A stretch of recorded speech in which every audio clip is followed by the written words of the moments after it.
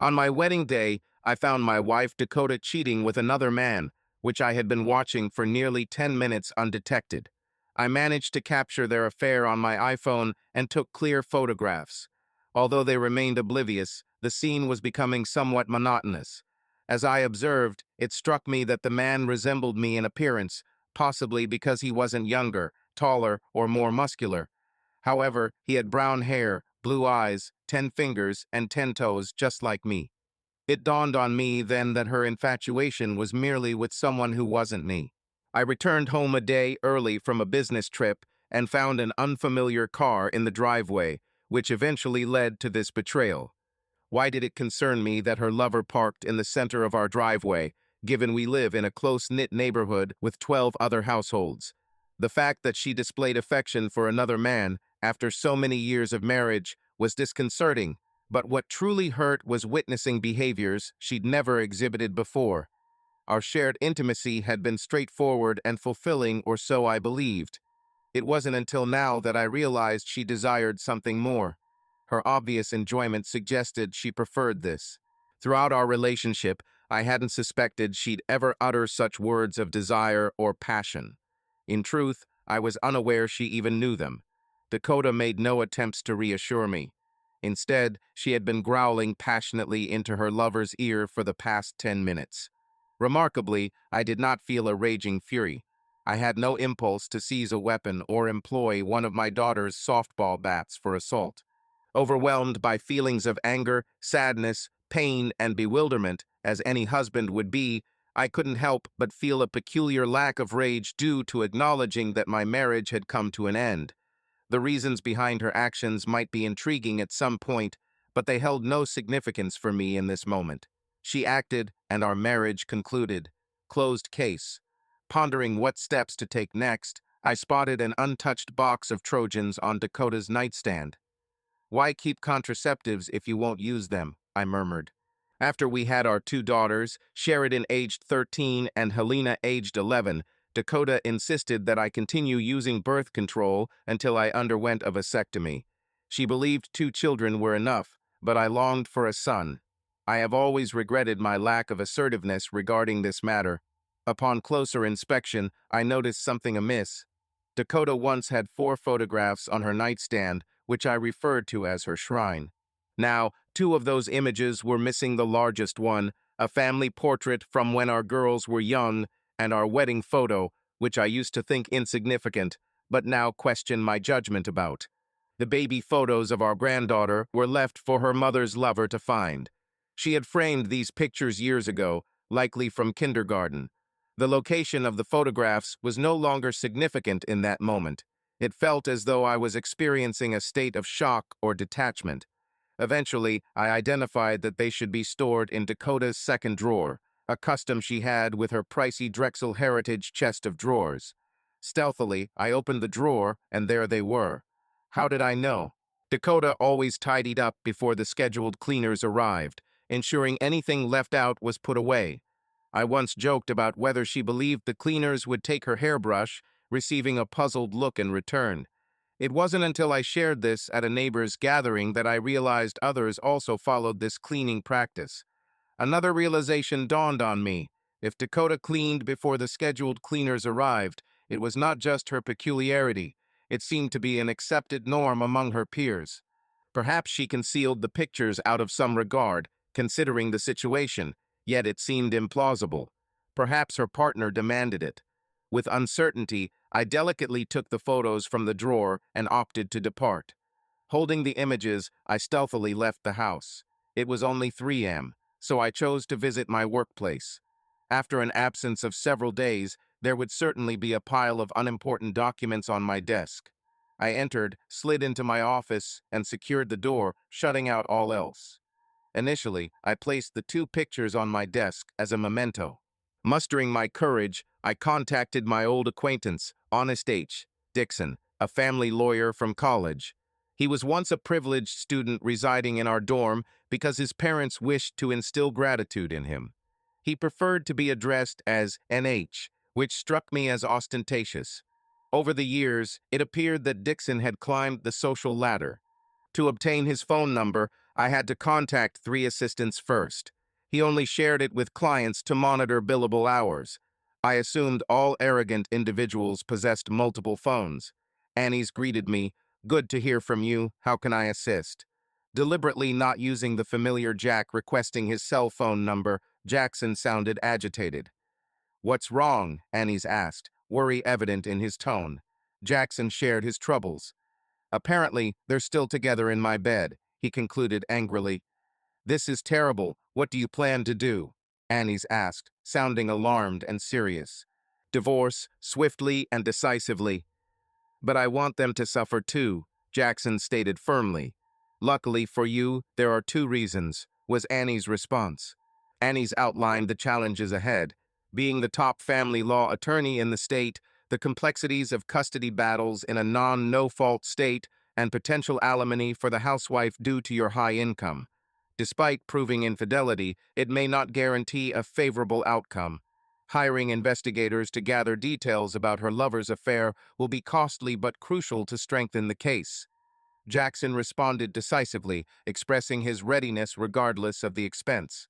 Annie's cautioned him against being cavalier with financial matters, recognizing his friend's mounting frustration. Annie's didn't intend to treat the matter casually. Jackson demanded no apology from Annie's, instead insisting he be relentless.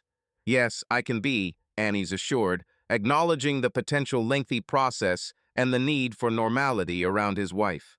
Can you manage that? Jackson asked, to which Annie's agreed. He was given relevant details and emailed the evidence Jackson had amassed. Annie's then sent a prepayment form, which Jackson signed electronically while still on the call. He ended the conversation feeling gloomy but resolute. A knock on the door disrupted his melancholy. Enter, Jackson said. His administrative assistant, Franny Grail, cautiously stepped in. Are you all right, boss? She asked tentatively. Yes, Franny. Everything's fine. I came back early because I noticed you brushing past me without a greeting and got concerned, Jackson explained, attempting to sound untroubled. Franny expressed worry as it had been over an hour since you arrived, to which you apologized. You admitted having a lot on your mind. For more than 15 years, Franny has worked for you, her hire at Dakota's request. She was an old friend of Dakota's who faced hardship after her husband died in a work accident and had only $122,000 from life insurance instead of the $100,000 he would have received if he were a combatant. With 2 children, this amount wasn't enough for her, but you never regretted hiring her because she turned out to be an exceptional assistant. I'll go home now, Franny said hesitantly, though she seemed unconvinced. As she was about to leave, she noticed photographs on your desk and inquired if they were new. You revealed that you brought them there as reminders of why you're engaged in this endeavor and what matters most to you. Evening, Franny bid, grinning. Bye, Franny, Jackson returned, pondering to express, but recalling Anna's counsel about maintaining normality. How could he feign normality after witnessing his spouse in an intimate moment with someone else in their bed mere hours earlier? He opted for home instead of a hotel, since too many had observed him already. The 20-minute drive found him grappling with how to act normal, yet clueless. Upon arriving at the garage, Dakota detected his presence and appeared at the door. Her eyes betrayed fear, apprehension, and a hint of irritation, but she swiftly concealed it with a smile. My goodness, Jack, you're home. We weren't anticipating you until tomorrow, Dakota expressed, concealing her shock. I thought to surprise you. I arrived around 3 and chose to wrap up the day at work, Jackson explained, aiming for nonchalance. We're pleased you're home, darling, Dakota said, planting a kiss on his cheek. Dinner will be served soon, though there's not much as I wasn't anticipating your arrival. It's fine. I'm not particularly hungry. I'll go change out of this suit, which seems like I've been wearing for ages, Jackson mentioned, ascending the stairs. The girls followed him, embracing and chuckling. We're overjoyed to see you back home. We adore you, Dad, they harmonized. I love you both as well. I've missed you terribly, Jackson responded, their welcome providing him with courage and purpose. He knew he could endure the deception for their benefit. Once freed from the girls, he proceeded to what was once his room. The scene appeared normal, The bed linen bore a fresh scent, and the space was clean but unremarkable. Their room was always left untouched, which now made sense. Dakota might have noticed him scrutinizing her nightstand. Two missing photos were the only irregularity. As he struggled to keep his feelings in check, her voice surprised him. "Pardon me, dear, I accidentally shattered the frames while tidying up," she explained. Dakota said she had taken them to Aaron Brothers for repairs, her voice steady but guarded. I merely nodded, not meeting her gaze as I switched my clothes. She eventually departed. Incidentally, upon her return, she carried a scent reminiscent of daisies, a familiar fragrance when she came home. My efforts to feign normality were unconvincing due to Dakota's evident apprehension throughout the night. I distanced myself from her by engaging with the girls and helping them with their assignments. Our typically boisterous dinner was unusually quiet. The girls sensed something amiss, but chose not to probe further. Dakota's visage remained an enigma.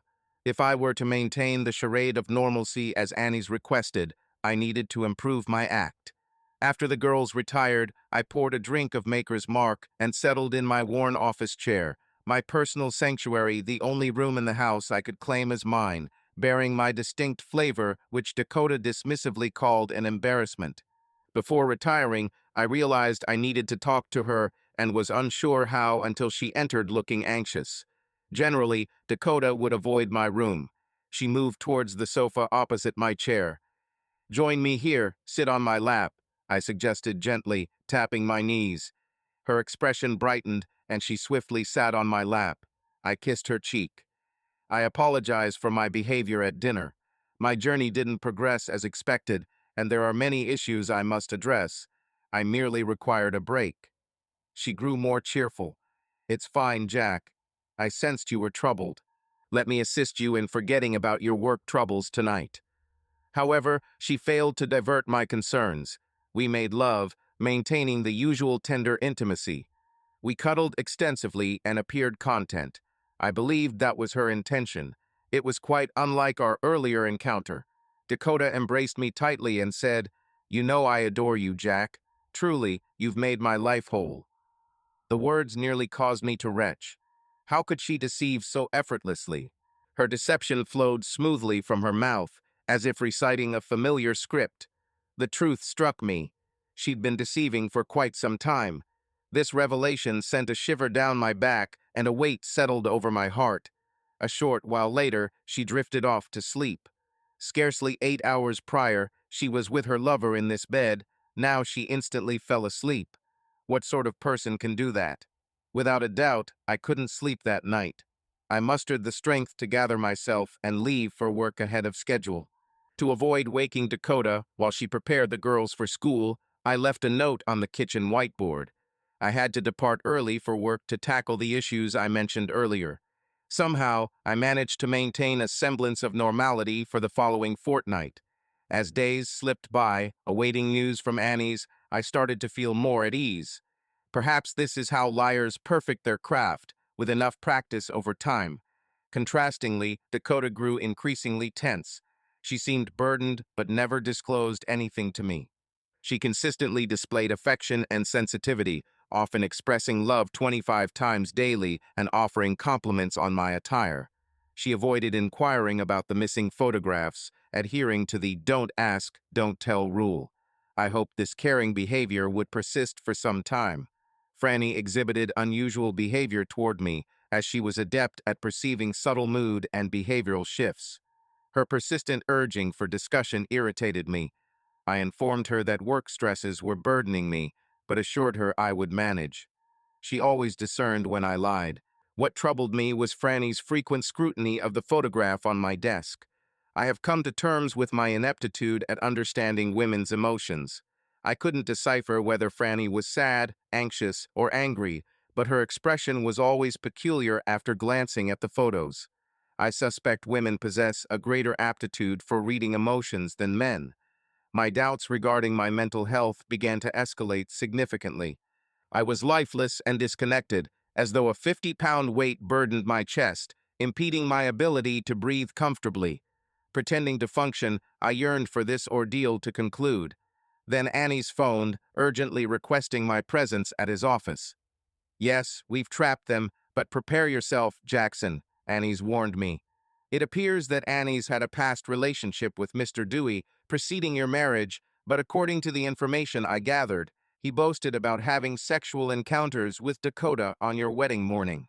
He stated she told him she was providing you with leftover affection on your wedding night. Annie's disclosed, his tone filled with contempt.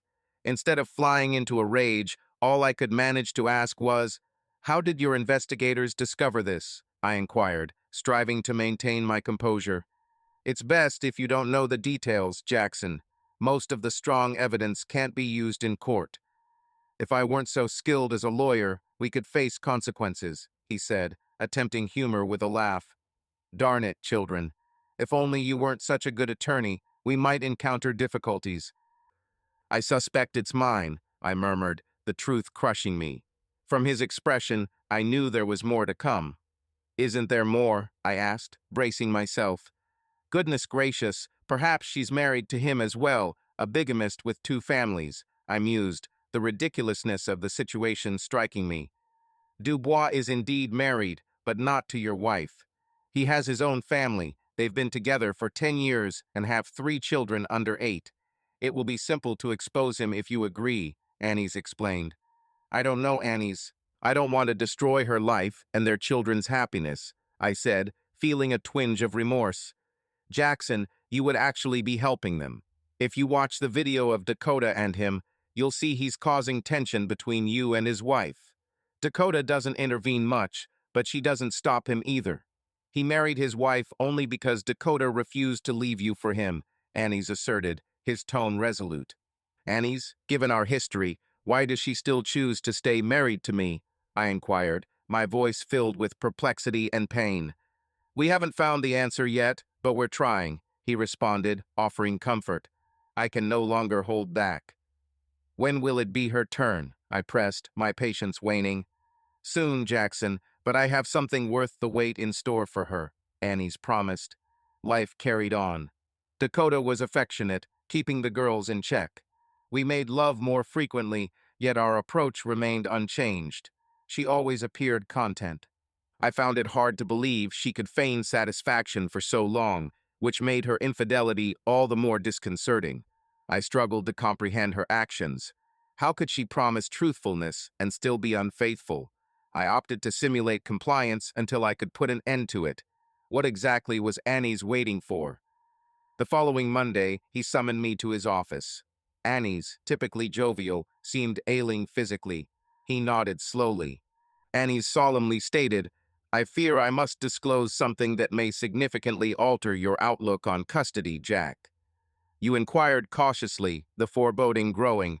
"Aren't they yours?" I asked. He replied gravely, "It seems a DNA test is necessary to confirm, but I believe not." Annie's continued somberly, "I'm afraid there's more, Jack." I questioned softly, "How much more, Annie's?" To which he responded gravely, "The girls are aware, Jack. They acknowledge Dubois as their father."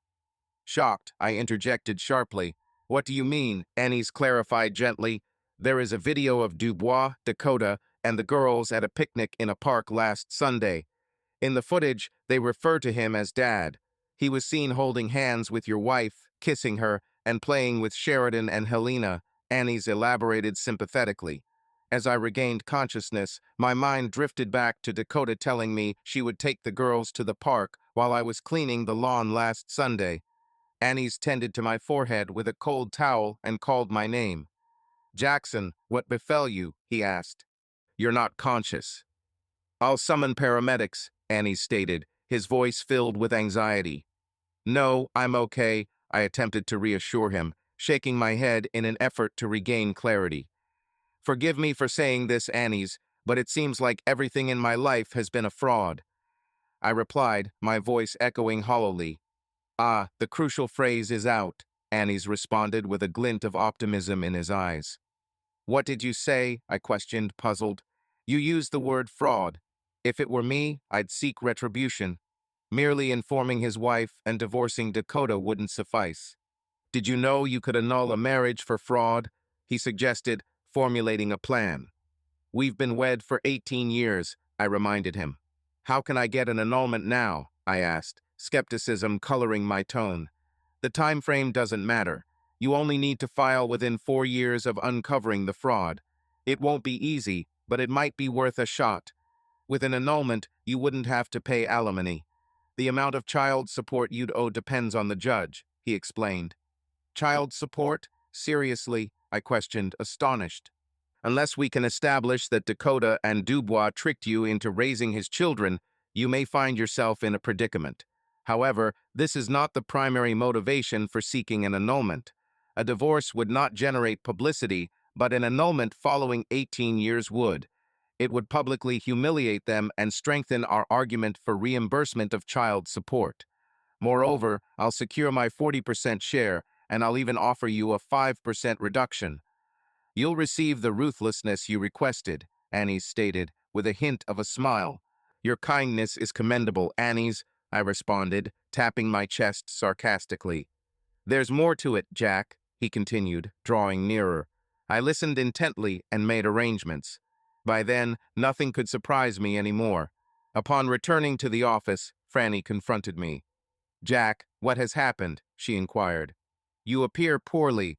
I will take you to a doctor immediately, Franny suggested, her worry apparent.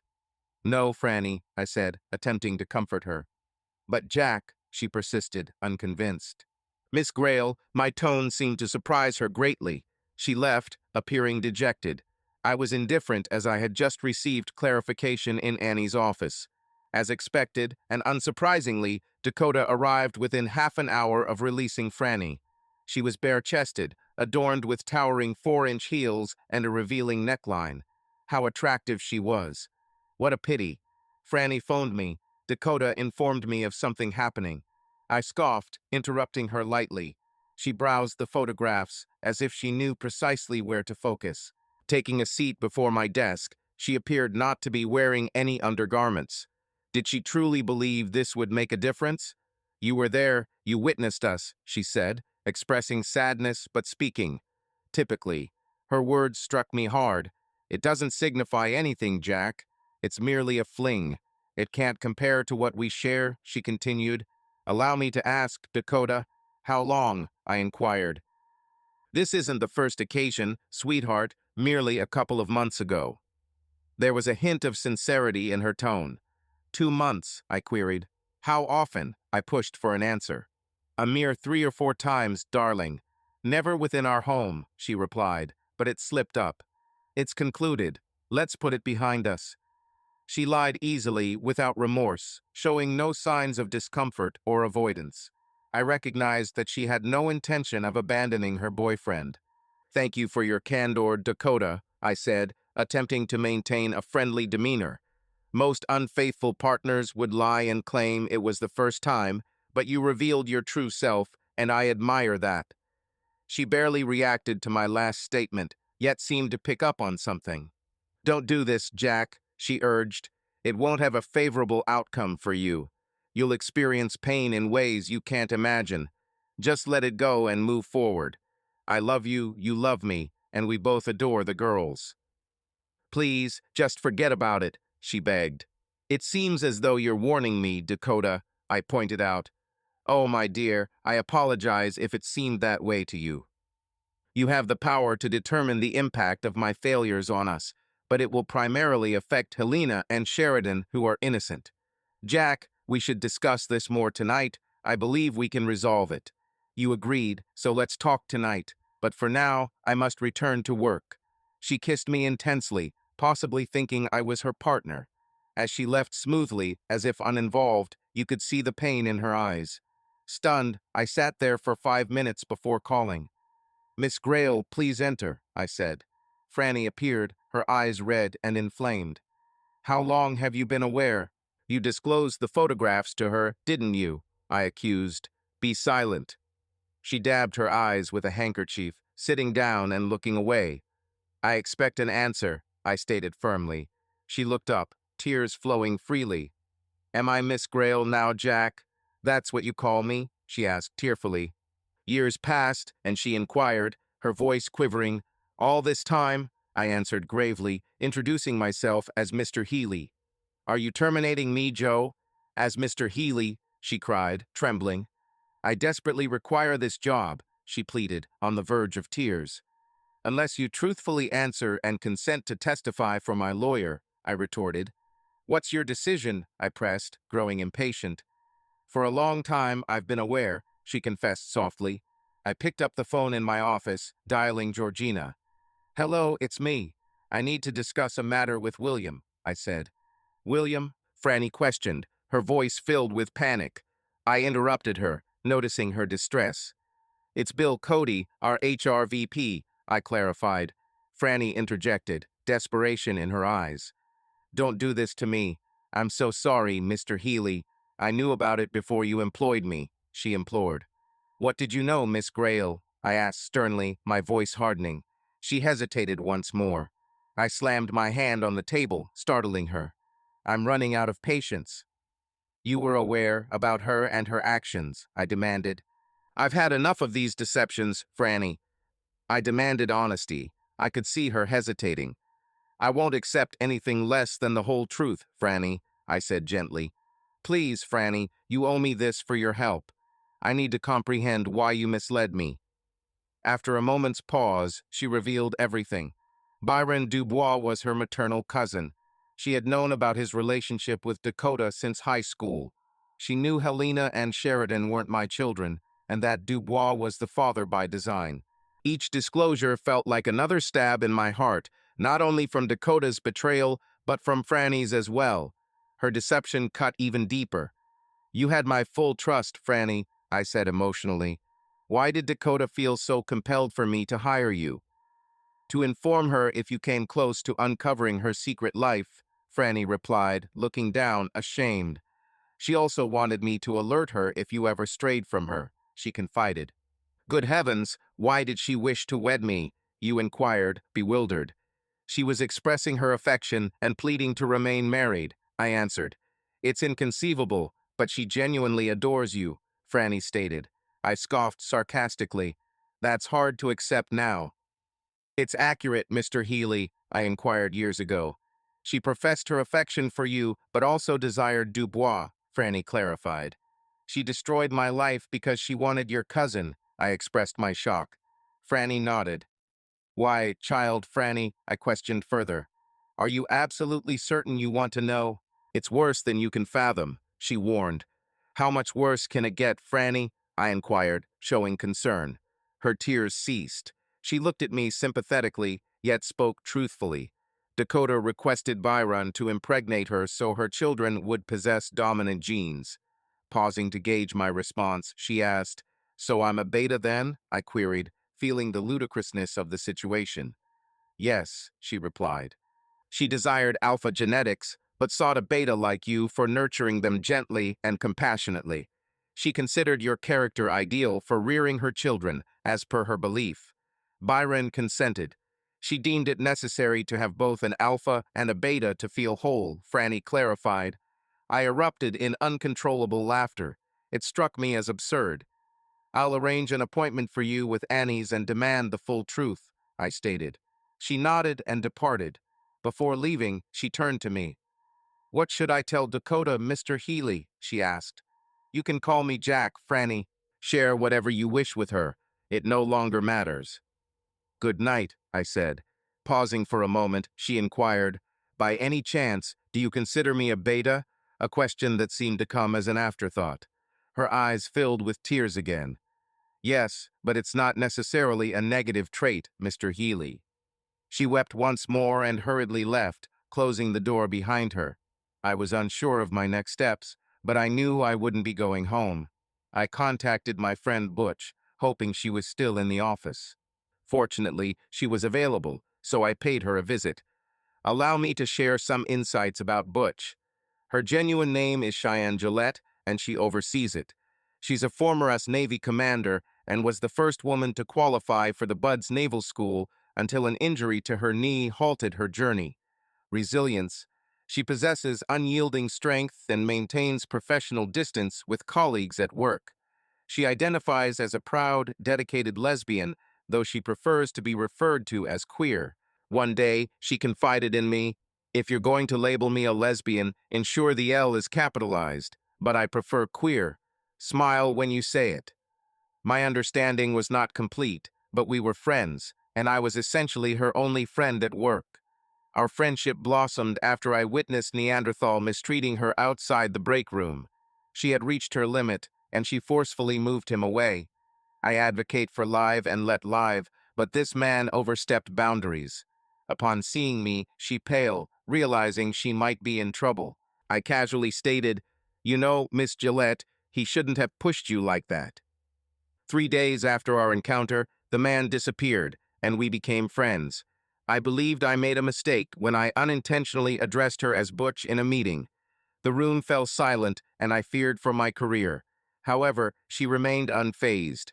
She replied, "All right, Sundance, all is well." If one was friends with Butch, that friendship lasted a lifetime. Strangely enough, Sundance became my regular greeting after that incident. When rumors of turmoil in the office circulated, she said, "That's an understatement, Sundance," and I appeared emotionally drained. "Can I stay with you and Becky for a while? I need to rest." She promptly replied, "Of course, Jack." She would have to check with her first, but she saw no issue with accommodating me. "Are you willing to explain the current predicament?" I outlined the circumstances, leaving little out. When I brought up Franny's treachery and my intention to dismiss her, Butch interjected, stopping me. "You can't let her go, Jack. It could lead to a wrongful termination lawsuit or even more trouble if she alleges retaliation for personal matters unrelated to work."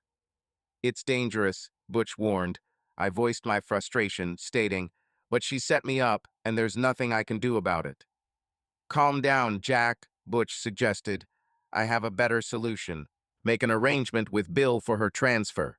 I require a new administrator." Butch flashed a sly grin and boosted her salary. "She won't be able to claim mistreatment," she said. "You said she needs money," I responded, unable to suppress my laughter. This was the first positive development I'd received in a while, potentially indicating the beginning of my recovery. Butch has been here for approximately 5 years and has gone through 12, no, 13 administrative assistants. Initially, several attempts were made to lodge complaints and file lawsuits, yet all proved futile due to Butch's meticulous record-keeping and strict treatment of everyone uniformly, earning her the moniker Reaper among staff members. That night at our home, I had to retell the entire narrative once more. Becky empathized while Butch grew more enraged. I was grateful for her support. After concluding the story, I shared my discussion with Franny following Dakota's departure. "Oh, that timid girl will appreciate working for me, Jack," Butch said, smirking. I opted to be concise, querying about Franny's remark on being a beta. "Is that a masculine trait?" I asked. Butch dismissed it with a sigh. "Indeed, you are a beta, Jack. Care to know what that signifies?" A beta male is an exceptional lover because he prioritizes his partner's needs in intimate moments. He is faithful, makes an excellent parent, and can engage his wife in discussions beyond physical intimacy. You're well regarded for your affection towards family, managing household chores, maintaining personal tidiness, reliability, and lack of controlling behavior. Your wife Franny was praising you, not criticizing. Regarding Dakota's remark about the alpha gene, you need to clarify with her directly." Becky interjected, suggesting you might want to understand Dakota's intentions for your own peace of mind. "What?" you asked, perplexed. "Calm down, Jack," she said. "Let me elucidate. Do you consider Butch an alpha or beta?" she questioned. "Alpha, without a doubt," I replied. "Incorrect," Becky corrected. "She's alpha at work, but beta at home." "Why have we been together all these years if that's the case?" I inquired. "Because at home, she behaves like a beta," Becky clarified. This surprised me. I looked at Butch. She smiled and agreed. "That's accurate, Jack. I'm the alpha in our relationship. Butch allows me to control it. She's an alpha at work, which enables her to be a beta at home. In various scenarios, we transition between alpha and beta roles, except for sociopaths, as Becky explained." Butch gazed at Becky with admiration that mirrored how I felt when observing Dakota. Perhaps Dakota was correct. She required both of us to be complete. At that instant, Butch settled on Becky's lap, and they deepened their kiss. I contemplated leaving. "Stay, Jack," they urged, giggling in unison. "Becky holds the reins here," Butch remarked, grinning. "How do you feel about this situation?" I inquired, seeking clarity. "Following your words, Dakota seems to love and need me, yet she deceived me to achieve her goals, corrupting my life. I'll never forgive her for that," I stated decisively. "So, what's the plan next? What about your children? They adore you, and you cherish them. You can't sever ties because of what their mother did," Becky warned. "I'm unsure, Butch. I merely know Dakota and I are getting a divorce, and nothing will change my stance." "Concerning Franny's actions, what are your thoughts?" I inquired. Becky remained quiet, but Butch responded. "In many aspects, Franny's deceit is more severe. Dakota's behavior stemmed from her views on love and necessity. Franny's betrayal was premeditated and unforgivable." Butch spoke decisively, saying, "Leave it to me." I nodded, understanding they were in agreement. "I'm heading to bed. Thanks for having me," I said, feeling a sense of slight relief. My phone buzzed persistently throughout the night with messages and calls from Dakota, which I ignored without reading or replying. The following day at work, I organized Franny's transfer to Butch. She was due to start on Monday. May God show her mercy. In the interim, she was dismissed, receiving her salary. I remained with Butch and Becky for the rest of the week, appreciating their support. I disregarded all efforts Dakota made to reach me and ordered security to maintain distance from the office and parking lot. A few days later, Montana, Dakota's elder sibling, appeared at my office. I had overlooked informing security about her presence. Montana has never been fond of me, and I reciprocate those feelings. She usually flaunts a superior smirk as if privy to secret information. Absent an administrative assistant, she strolled into my office unannounced with that same condescending expression. Perhaps today I could erase it from her face. "What brings you here, Montana?" I inquired, attempting to conceal my irritation. "May I at least enter and take a seat, Jack?" she queried, her tone hinting at arrogance. "Certainly, but don't make yourself too at home." "You won't be staying long," I stated, gesturing towards a chair. "It seems you are aware that Dakota loves you, Jack, and she'll go to great lengths to rectify her error." "Listen to me for a few minutes, then I'll depart," Montana declared, settling into the chair. "Do you think she's in love with you?" she persisted. I couldn't hold back my chuckle. "Indeed, I believe she is affectionate towards me, yet it makes no difference," I retorted, feeling only scorn and revulsion for her. "Is there more?" I queried. "I'm quite occupied," was my response. "You're a fool, Jack," she declared. "You've always been one. I can't fathom what drew her to you," she retorted sharply. "Well, we share an agreement on something," I countered. "I can't comprehend it myself," I added with as much disdain as possible. "I didn't come here to debate, Jack. Since you refused to communicate with her, she wrote you this letter," she informed me, offering a thick white envelope bearing Dakota's writing. "For my dear Jack." I sighed, rose briskly, and strode towards the shredder. I deposited the unopened letter into it, smiling at Montana. "You're a senseless, immature boy, Jack. You're inflicting pain upon yourself and your family," she said angrily, storming out the door. "Before you leave, Montana, do you wish to discuss Brockton Bozeman?" I inquired. She stiffened and spun around. "I'm not understanding your words," she said, her previous confidence dissipating, her tone desperate. "Surely Troy, your husband, would find this interesting." I started. "No, Jack, stop," she begged, visibly distressed. "This isn't about Troy. I was merely trying to aid Dakota. She has strong feelings for you." Tears streamed down her face. "Is there truly no intervention possible?" she asked, her voice cracking. "You are weak, Montana. If you don't reveal everything to Troy or try hiding the truth, I will provide him with all evidence I possess. But since I'm feeling lenient, you have a brief window to persuade Troy to accept your lifestyle. If he does not personally tell me otherwise, he claims everything," I warned, setting the terms. "Jack, please. I know you don't believe me, but I truly adore Troy. He is invaluable to me," she implored, Yes, I am aware of this claim, I retorted callously. In just a few minutes, she transformed from confident to tearful. Even I felt a touch of guilt. Despite its oddness, I trust your words, Montana, hence granting you a week. If I didn't believe in your love for him, he'd receive an unexpected package at work tomorrow. Jack, no, please, you pleaded. Are your two boys truly his offspring? I inquired. Montana, you failed to comprehend the situation. Let me clarify, she responded. My mind was made up. Leave the door closed on your way out, I said, engrossed in papers, avoiding eye contact. Unfamiliar with Troy, he deserved the truth. It was discovered that Montana, slightly older than Dakota, possessed a similar style. Perhaps Dakota adopted it from her or their mother. Irrespective, the door shut. I dialed the number for Annie's. Yes, Annie's. Destroy them, I said. Delightful news, Jackson. Yet, you face challenging choices ahead, Annie's replied. Nothing about this has been simple, Annie's. What's next? I queried, feeling the gravity of the circumstances. An annulment presents an advantageous outcome. What follows? Annie's inquired. Based on our evidence and Franny's declaration, the situation is clear. Submit your petition with an affidavit, then deliver it to her. I'll ensure the media is informed, but you'll forfeit all visitation and custody rights to your children. No alimony or child support will be provided. Effectively, they were never part of your life, he paused. Unless Dubois and she grant you visits, which seems improbable after we sever our ties. You can't abandon me halfway, Jackson.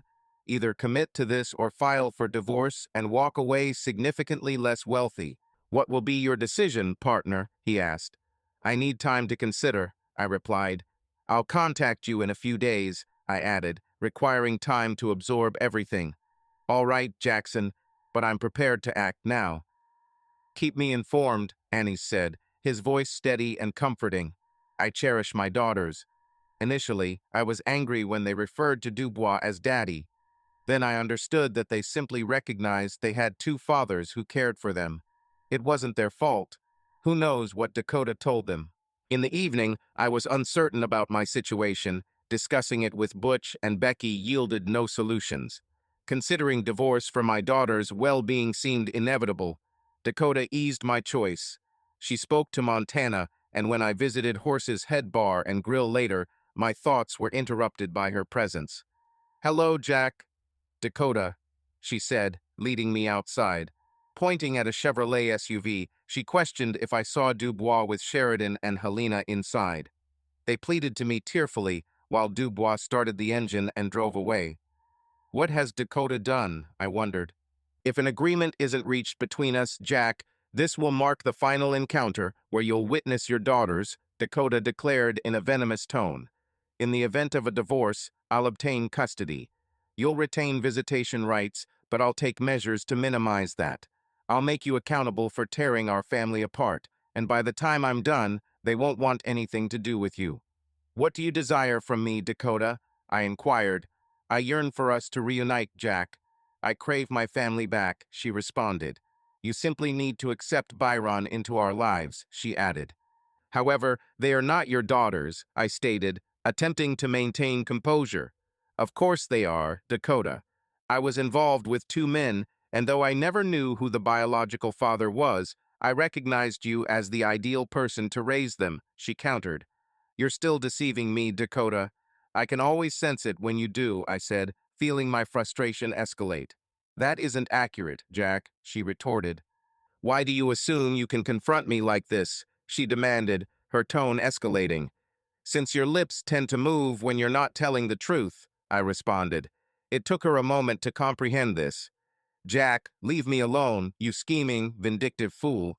See you in court, she retorted, spinning around and walking away. I made a beeline for my car. Upon departure, I called Annie's. Proceed with the annulment, Annie's. I stand by you until the end. And dispose of that worthless thing, too. I hung up before he could respond. It was evident that Dakota would exploit the girls against me regardless of my decision. I had no other option but to terminate this situation. Perhaps in a few years I could reason with Sheridan and Helena. I was uncertain about the aftermath of Dakota's lawsuit. I vacated Butch's residence and booked a hotel room. I addressed all necessary administrative and financial issues. Annie's would serve her with a temporary restraining order, valid for several weeks until a hearing could make it permanent, lasting 3 years. In her mind, Annie's wished to defy the decree by visiting my workplace and either verbally abusing or physically attacking me. She found it appealing if she inflicted harm upon me, as this would make the decree a mutually beneficial situation. I often questioned which side she was supporting. The only task left was to deliver her the documents and await the hearing. 2 days later, Dakota enacted precisely what Annie's had envisioned. She bypassed security, stormed into my office, and began hurling objects while cursing. She struck me several times before the guards restrained her and summoned the police. Annie's was displeased that she didn't cause more harm, but believed we could still make the decree permanent. A divorce hearing was arranged in 60 days. Annie's ensured the media were informed of the date, location, and proceedings. Dakota's legal representative attempted to conceal the hearing from the public, but the judge, with re-election approaching, declined the request. In the end, an annulment proved to be a mutually beneficial situation. Remarkably, Annie's extended the hearing with dramatic flair, ultimately securing the annulment. After securing a talk show, the tabloids saw an increase in their viewership ratings. 6 days following his conversation with Montana, her husband Troy paid me a visit. "I'm not as strong as you, Jack. I love her and want to give her another chance. Our children are ready for college, but I still need them in my life." He expressed his feelings of being overwhelmed. "Perhaps you could keep the evidence private. I fear I wouldn't be able to bear it if I saw it." His voice was clouded with doubt. "Or maybe I might require it later on. You're aware that those children aren't biologically yours, right? She told you, didn't she?" He acknowledged this. "Troy, is Montana still intending to be unfaithful with her second husband?" He hesitated and looked away. "My sons, Jack, I am their father, despite the sperm donor. I can't let them go. And she promises to abandon this lifestyle if I stay with her. It's strange, but I believe she genuinely cares for me. That's unusual. I understand, Troy. Maybe you possess a strength greater than both of us." He gravely nodded, shook my hand, and departed, with neither he nor Montana ever being seen again, as they relocated out of state following their children's high school graduation. On the very day I encountered Troy, Mrs. Byron Dubois received a substantial FedEx package. Matters swiftly progressed for Mr. Dubois. Perhaps my decision was incorrect, as when the court mandated Dubois to repay my child support a few months later, he was financially depleted. Annie's nearly suffered a heart attack upon learning that he would only receive 40% of $250 per month. "Annie's," I said, but his rage caused him to renege on his 5% discount pledge. He calmed down when I inquired about his earnings from the talk show. Approximately 6 months after the annulment, I contacted Dakota and asked if we could converse. People advised me that I needed closure. I had queries. We met at the horse's statue. "In all seriousness, after what you did to Byron and me, you'll never lay eyes on my daughters again. If you dare utter a word to them, I'll ban you so swiftly your head will spin." "You're slightly misconstruing my actions towards you," I countered, inhaling deeply. A heated argument seemed unwarranted. "What if I lift the restraining order and provide for their college education? I'm confident you and Byron are managing. As you mentioned, they bear no guilt. I wish them to have opportunities at good universities." I noticed she was relenting. "I'm not sure, Jack," she said, her voice wavering. "Listen, Dakota, I'll babysit if you'd like to take a weekend trip. I understand they don't require it now, but I want to remain in their lives, to show them my love persists, and perhaps clarify why I acted the way I did. I guarantee I won't speak ill of you. I would merely say that you desired a different lifestyle, and we both believed it best to part ways," I explained, aiming to bridge the divide. "I'll consider it," she responded, her tone returning to near normal. "Dakota, may I ask you some queries?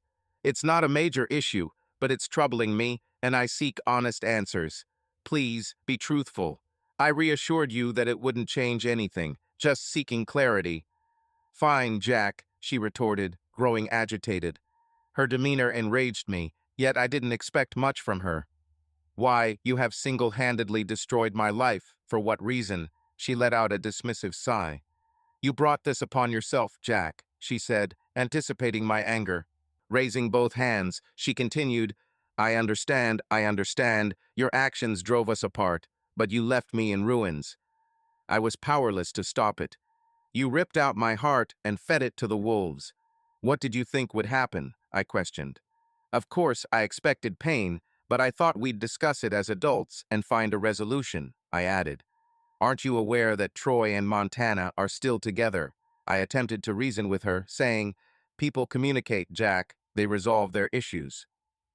Fairly stated, Dakota, Montana said, hinting she'd leave her partner, a claim I wasn't convinced of, to restore normality in their marriage. You mentioned accepting Byron in your life, recall, I countered, pointing out the inconsistency. It was evident this upset her. She switched strategies. I didn't intend to wound you, Jack, she admitted. You believed you had a perfect life with me, right up until Byron entered the picture. A crucial question arises then. Why did you require both of us? I probed, seeking honesty. I can't say for sure, Jack, she replied, taking a deep, measured breath. My sister and some friends did it too. You might not be aware, but this lifestyle is becoming more accepted. Please, I scoffed sarcastically, and if you had discussed this before marriage? Oh, and was your wedding night consummated with Dubois? Who informed you of this? It's utterly false, I assure you.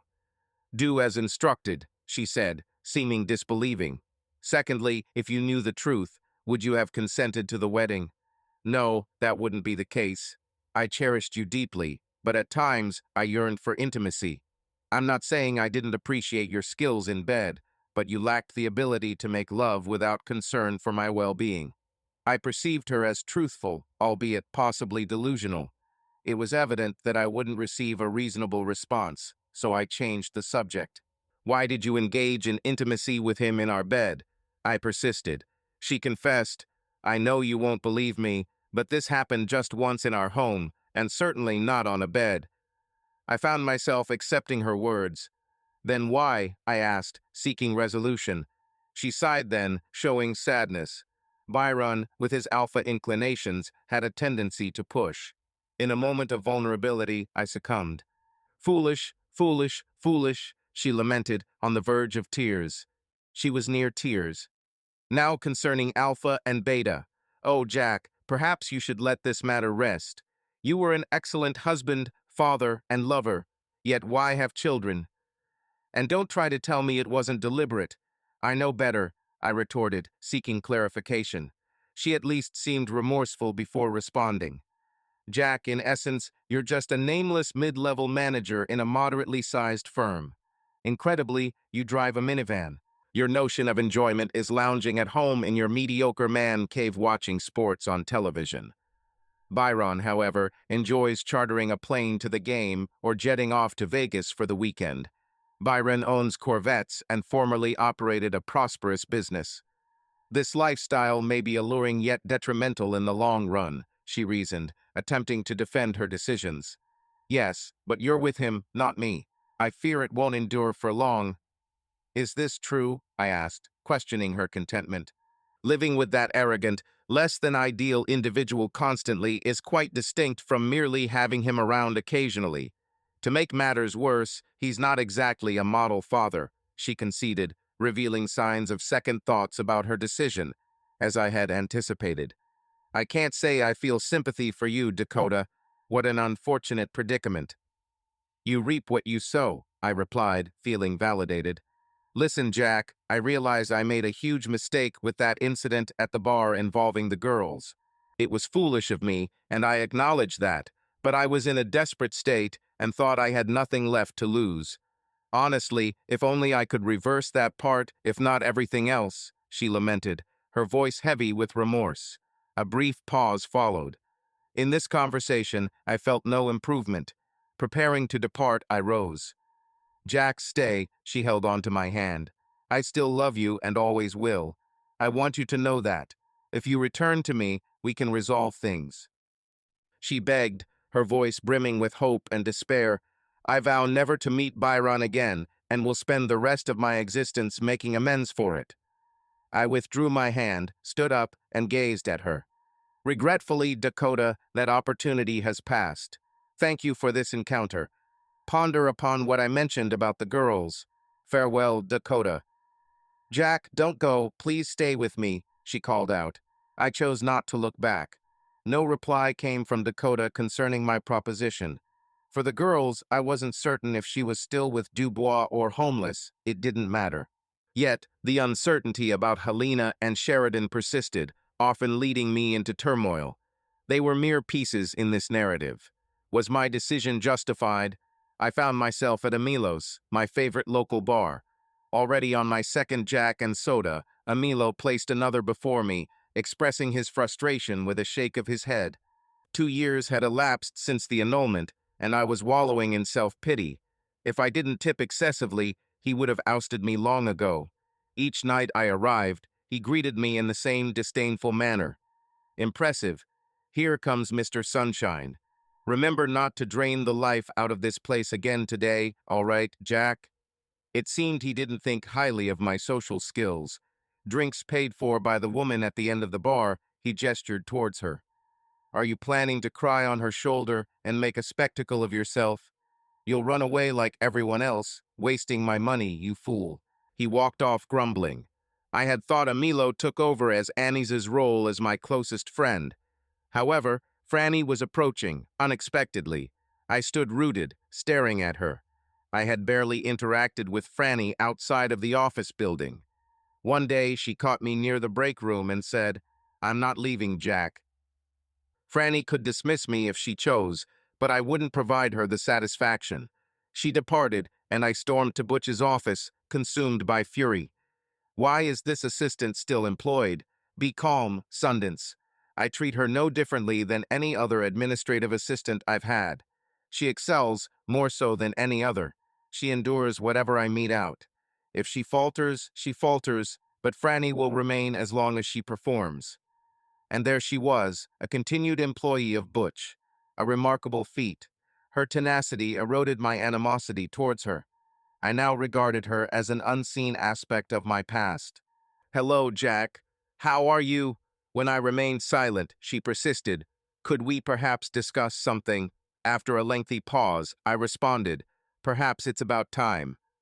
Yes, Franny. We could talk.